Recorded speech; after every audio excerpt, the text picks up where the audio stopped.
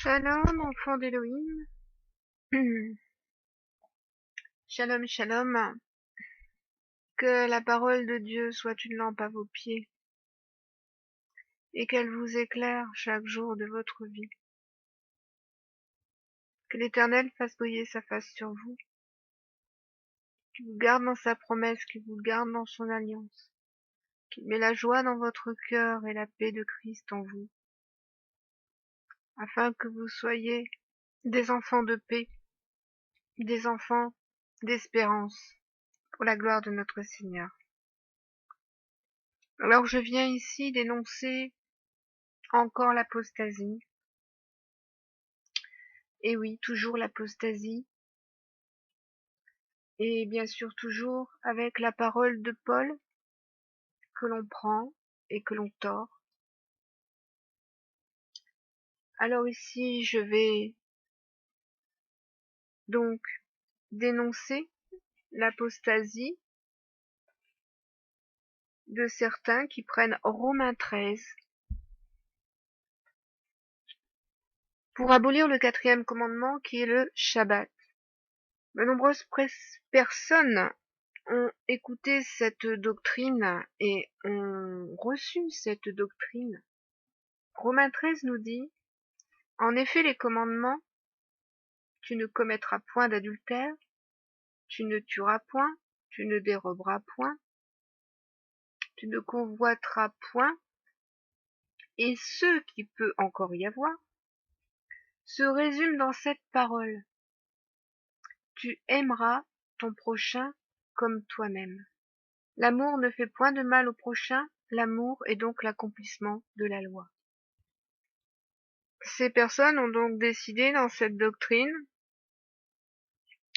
que puisque Paul dit que les commandements se résument en un seul, l'amour, alors ils pouvaient abolir les autres commandements et n'en garder qu'un seul, aimer, et qu'il suffit juste d'aimer.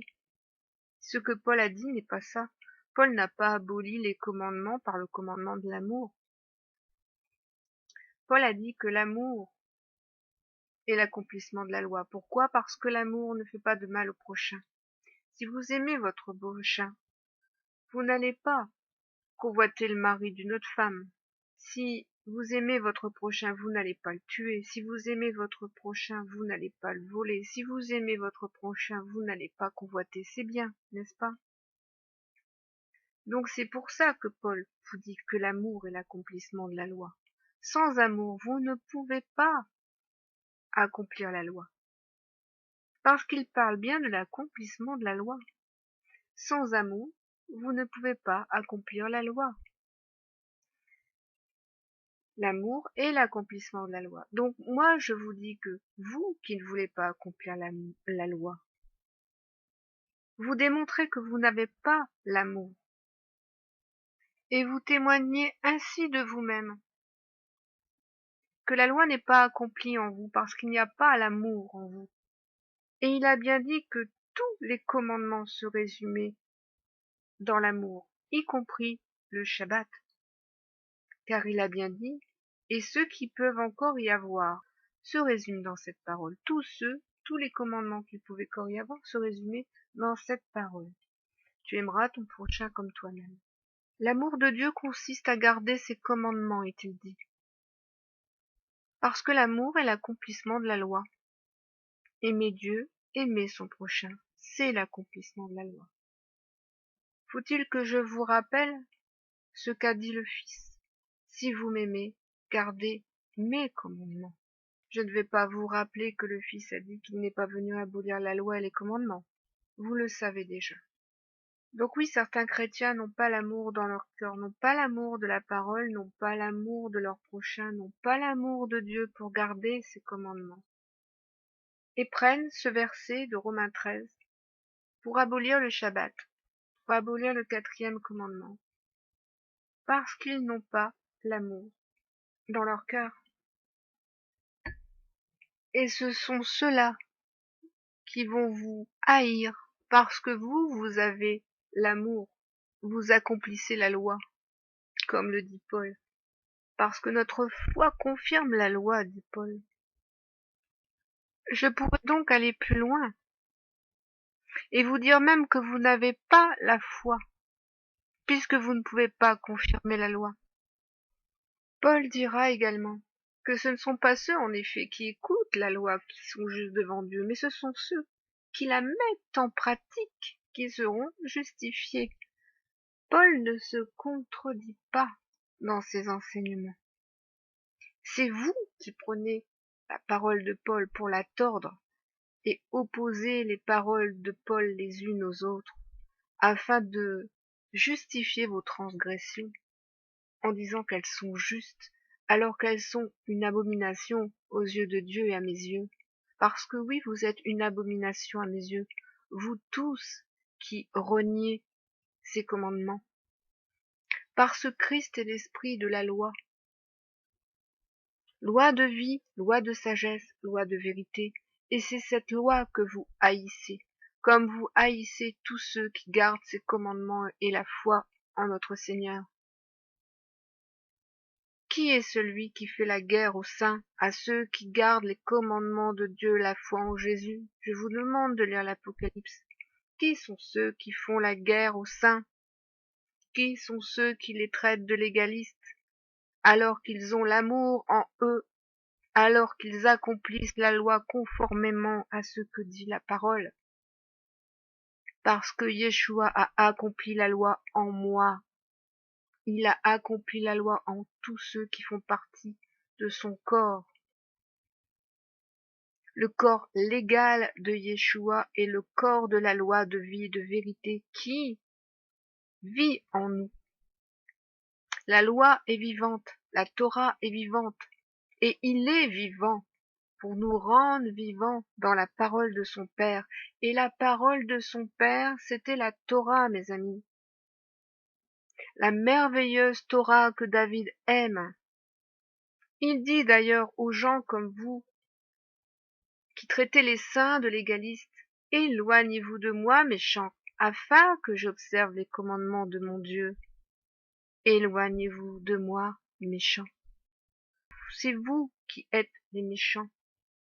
Il dit encore, délivre-moi de l'oppression des hommes, afin que je garde tes ordonnances. Parce que oui, vous êtes des persécuteurs, vous persécutez les saints, parce qu'ils sont fidèles à la foi de Jésus au commandement de Dieu. Vous êtes des oppresseurs. Que disait encore David? Mes yeux répandent des torrents d'eau parce qu'on n'observe pas ta loi, parce que vous n'observez pas la parole de Jésus. Vous n'êtes pas fidèle à sa parole. Vous la citez, en effet, vous l'avez apprise par cœur, mais comme le dit Paul, ce ne sont pas ceux qui écoutent la parole qui sont justes devant Dieu, mais ce sont ceux qui la mettent en pratique, parce que vous ne mettez pas la parole en pratique. Car cette parole n'a pas pris racine en vous, et vous persécutez ceux qui gardent cette parole et qui sont fidèles à cette parole. David le dit, le salut est loin des méchants, car ils ne cherchent pas tes statuts. Vous êtes méchants et vous ne cherchez pas les statuts de Dieu, et vous faites la guerre à ceux qui gardent ces statuts. Que dit encore David? Je vois avec dégoût des traîtres qui n'observent pas ta parole, car vous êtes des traîtres, vous qui traitez les saints de légalistes. Vous savez, David dit encore des paroles de sagesse. Il dit qu'il y a beaucoup de paix pour ceux qui aiment la loi. Il ne leur arrive aucun malheur. Parce qu'aimer la loi, c'est aimer la parole du Père. La parole du Père qui est accomplie par le Fils dans l'amour qui est l'accomplissement de la loi, c'est-à-dire de la parole. Ceux qui aiment la parole et qui la gardent ont la paix de Christ. Et il n'arrive aucun malheur dans leur vie. Alors moi, je vais vous dire s'il arrive des malheurs dans votre vie. Quand je dis des malheurs, c'est la mort, la maladie, tous ces genres de choses. Eh bien, c'est parce que vous n'aimez pas la parole de Dieu, parce que vous n'aimez pas ses statuts, parce que vous n'aimez pas ses commandements et que vous les transgressez. Alors la maladie s'abat sur vous. Ceci peut servir d'exhortation à Sylvie qui, en ce moment, est atteinte d'un cancer en phase terminale. Entendez cette parole. Ceux qui aiment la loi, dit David, il ne leur arrive aucun malheur. Si donc vous gardiez les commandements de Dieu, ne vous arriverait aucun malheur. Et vous ne seriez pas méchants envers les saints. Que dit encore David? C'est dans le psaume 119. Il est merveilleux, le psaume 119. Je lève mes mains vers tes commandements que j'aime. Je veux méditer tes statuts. Mais ce que l'Esprit Saint me montre, c'est que vos mains sont souillées, c'est que vos mains sont pleines du sang de vos crimes.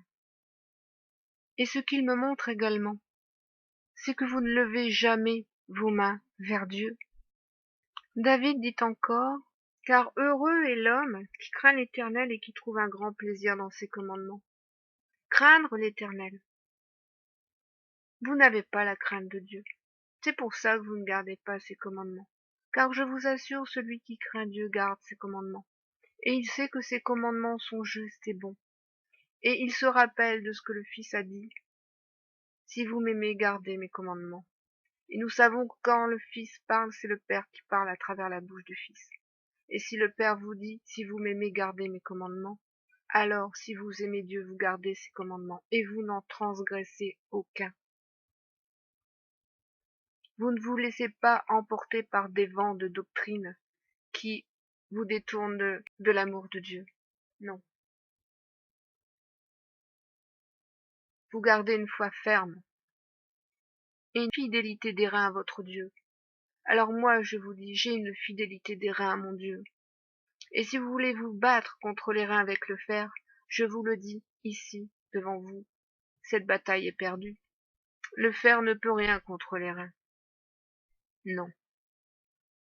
Et votre fer se brisera, parce que Dieu brisera votre fer.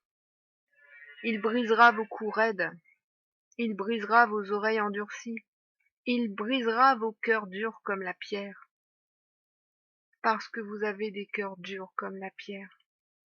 Tout simplement parce que vous êtes méchants et que vous venez faire la guerre aux saints, parce qu'ils gardent les commandements de Dieu, comme le fait la bête dans l'Apocalypse, parce que les saints gardent les commandements de Dieu, la foi en leur Seigneur Jésus.